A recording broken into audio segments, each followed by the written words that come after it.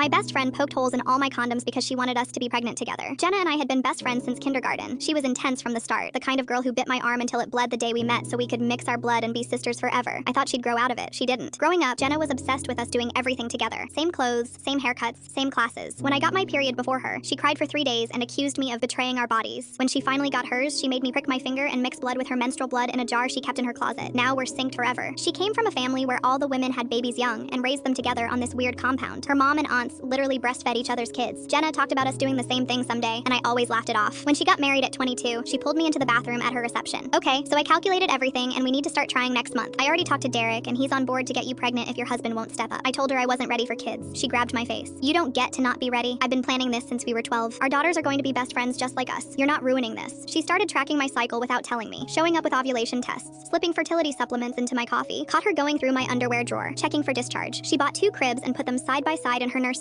She bought matching maternity clothes and hung them in my closet with a note for when we're growing together. I found a journal where she'd written out our kids' names, their birthdays, same day, obviously, their first words, planned to be each other's names, everything. Then Jenna announced she was pregnant. I congratulated her. She smiled and said, I think you mean congratulations to both of us. I didn't understand until she explained. I poked holes in all your condoms 3 months ago. You should be about 10 weeks along by now. I've been watching your symptoms, the nausea, the tiredness. You're pregnant and you don't even know it. I ran to the bathroom and found the condoms, tiny pinholes in every single one. I was shaking so hard I could barely drive to the pharmacy. I wasn't pregnant, thank God. But when I told Jenna, she started screaming. You took something. You killed our baby. You murdered your daughter's soul sister. She showed up at my work with ultrasound photos. Your baby would be this big if you hadn't murdered it. She called my husband and told him I was cheating. That's why I wouldn't get pregnant. She called my mom and told her I was infertile and jealous. She tried to get me arrested for stalking her. Jenna's husband found her journals after their baby was born. Pages and pages of plans to drug him, sabotage my birth control, and raise our kids in a sister compound, whether we wanted to or not. He filed for divorce that week. The restraining order covers me, my husband, and any future children I might have. Jenna can only see her daughter during supervised visits now. She still sends me letters sometimes, but I don't open them.